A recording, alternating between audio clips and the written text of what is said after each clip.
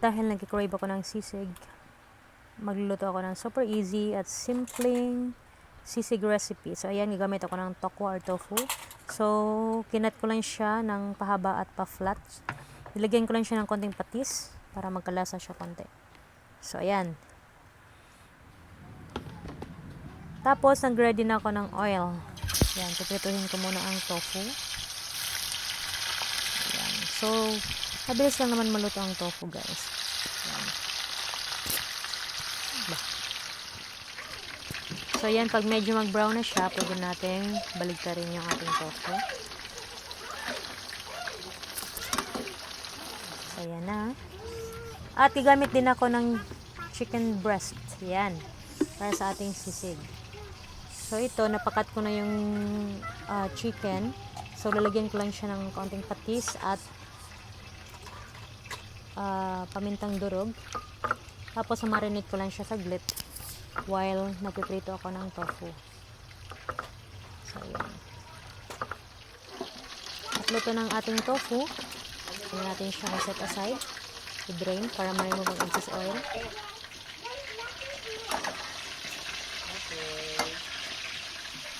Tapos, susunod natin prituhin ang chicken.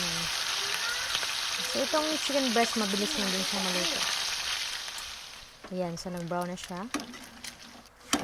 Ayan, so pwede natin siyang set aside, palamigin.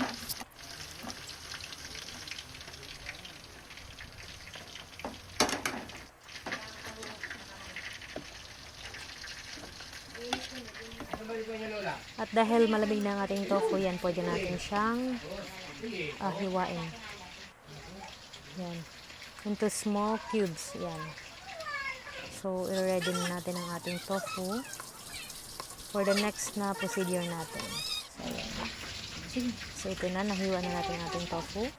So, next naman is ang ating chicken. Yan, hiwain na natin ng, yan, maliliit din. At meron din akong white onion.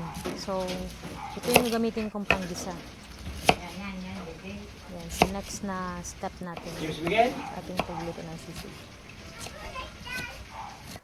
So, bali guys, ang gamitin ko lang na panggisa is ito lang, white onion. Wala na iba. At igamit din ako ng Lady's Choice mayonnaise. So, this is 8 ml, isang pack. So, gamit ako ng isa't kalahati nito. Yan. So, gamit din ako ng soy sauce. Is 1.5 tablespoon. Yan. So, mix lang natin.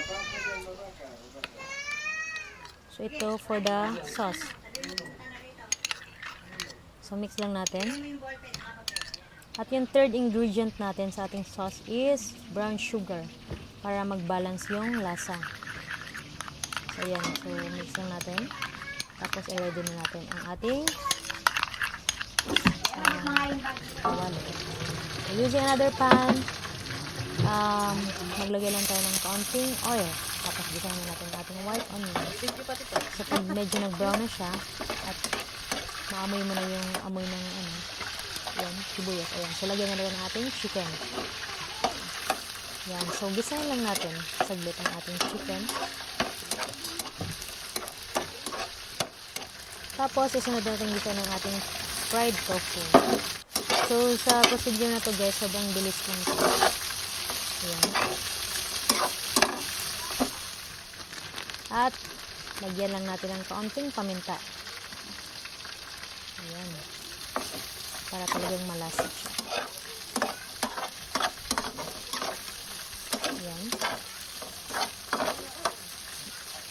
Mix lang natin ng mabuti.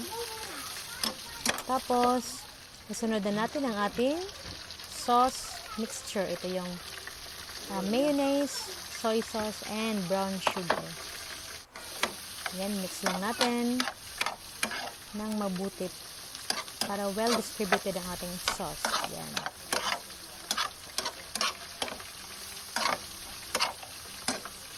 So, para naman lalang sumarap ang ating sisig, lagyan natin syempre ng sili para may kick. So, ang ginamit ko na sili is itong pula at green na sili. So, mix lang natin ng mabuti.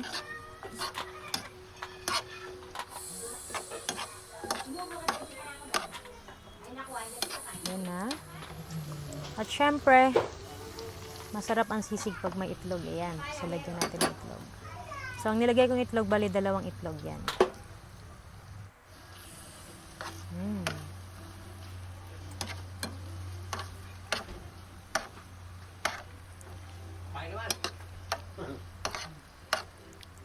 lang, ating sisig. So, may sisig na tayo, guys. Super easy at simpleng gawin. So, yan na. So, mabilis na naman malutang itlog. Kaya, pwede nang kumain. So, pwede natin squeeze ng kalamansi. Yan na. At syempre, masarap talaga yung sisig, lalo pag bagong luto. Yung init-init pa. Pagkain, ayan.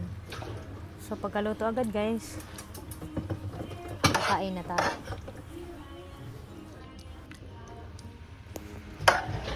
So, anong masasabi nyo, guys, sa ating sisig?